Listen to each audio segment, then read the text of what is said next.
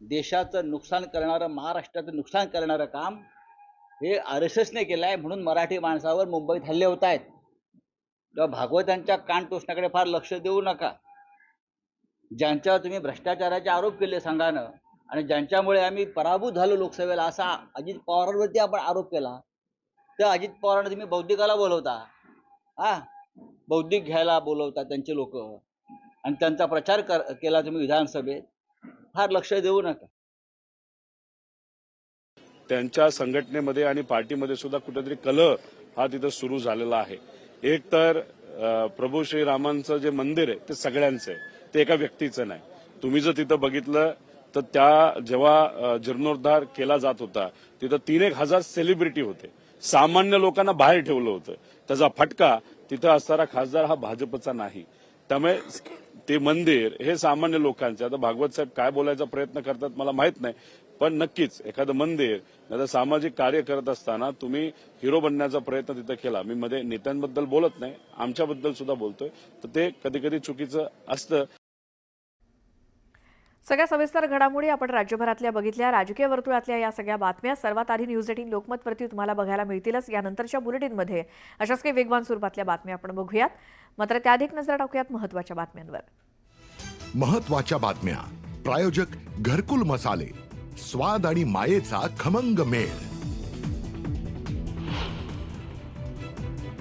बीड प्रकरणात कुणीही मास्टरमाइंड असेल तरीही कारवाई होणारच. जे कोणी गुन्ह्यात संबंधित असतील त्यांच्यावरही कारवाई करणार, कुणालाही सोडणार नाही, मुख्यमंत्री देवेंद्र फडणवीसांचं आश्वासन.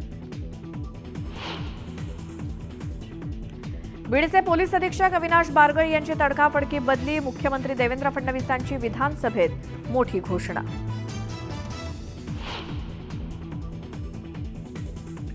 परभणीत अतिरिक्त बळाचा वापर केल्यानं पोलीस निरीक्षक अशोक घोरबांडवर निलंबनाची कारवाई. मुख्यमंत्र्यांची माहिती, तर सखोल चौकशी करण्यात येणार असल्याचं केलं स्पष्ट.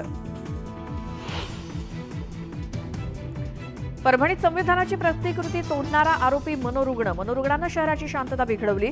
विधानसभेत मुख्यमंत्री फडणवीसांची माहिती. कल्याणमधील मराठी कुटुंबाला मारहाण करणाऱ्या शुक्लाला दणका, गुन्हा दाखल करत तात्काळ निलंबन करण्यात येत असल्याचं मुख्यमंत्री फडणवीसांनी विधान परिषदेत केलं जाहीर. कल्याणमध्ये मराठी भाषकाला झालेली मारहाण संतापजनक. मराठी माणसाला दाबलं तर महाराष्ट्रद्रोहाचा गुन्हा दाखल करा, आदित्य ठाकरेंची मागणी. नागपुरात राहुल गांधींविरोधात सत्ताधारी भाजप आक्रमक. विधिमंडळाच्या पायऱ्यांवरती भाजपकडनं राहुल गांधींविरोधात जोरदार घोषणाबाजी.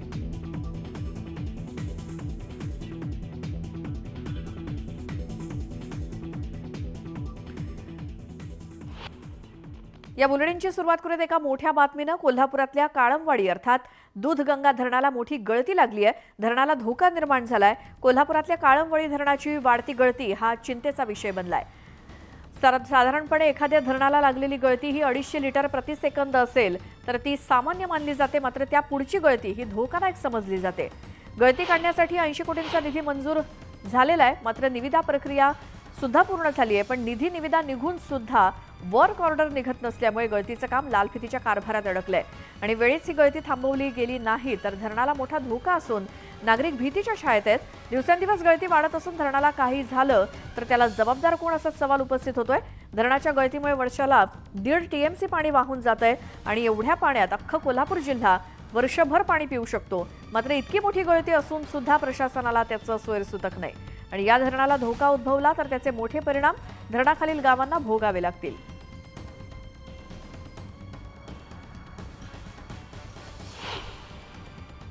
कोल्हापुरातल्या काळमवाडी अर्थात दूधगंगा धरणाला मोठ्या प्रमाणात गळती लागलेली आहे.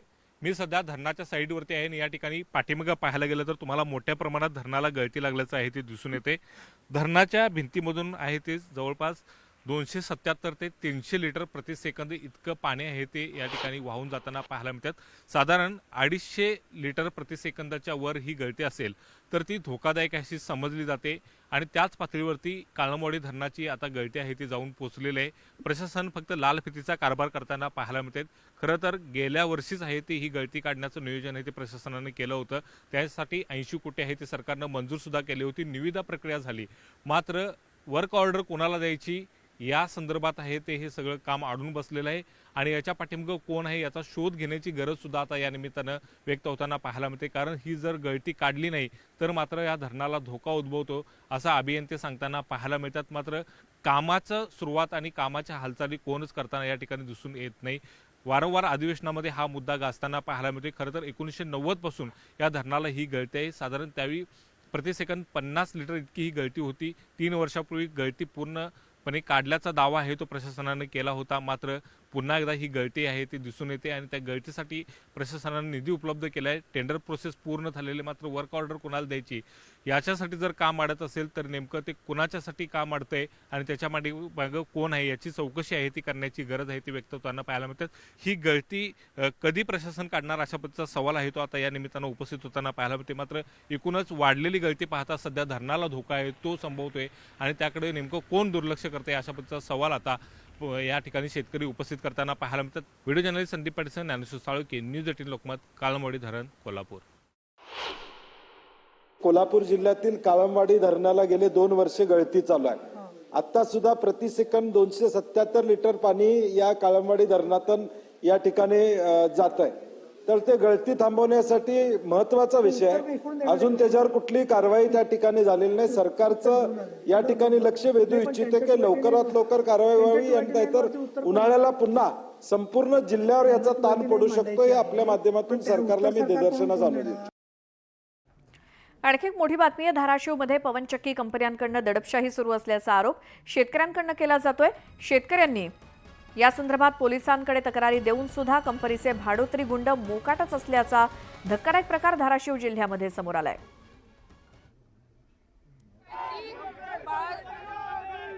अमित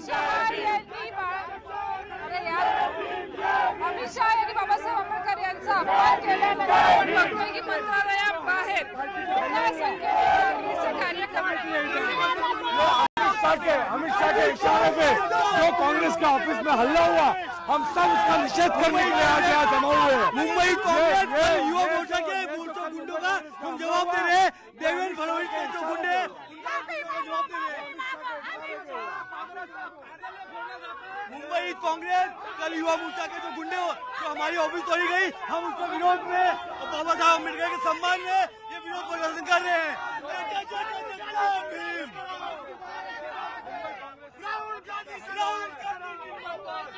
संख्येने कार्यकर्ते मंत्रालयाच्या मुख्य प्रवेशद्वाराबाहेर आलेले आहेत आणि ते आपला विरोध दर्शवत आहेत। काल भाजपचे आणि काँग्रेसचे कार्यकर्ते हे मुंबई काँग्रेसच्या कार्यालयाबाहेर आमने सामने आलेले होते आणि आता या कार्यकर्त्यांना पोलिसांनी ताब्यात घ्यायला सुरुवात केलेली आहे। एक एक करत या सर्व कार्यकर्त्यांना पोलिसांनी ताब्यात घेतलेलं आहे।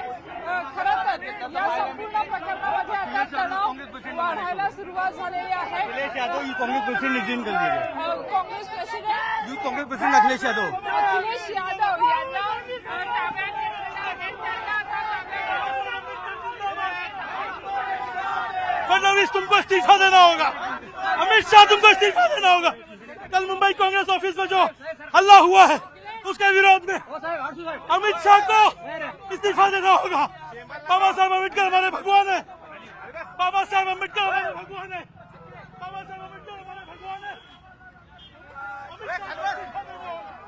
अमित शाह को इस्तीफा देना होगा, अमित शाह को इस्तीफा देना होगा, अमित शाह को इस्तीफा देना होगा।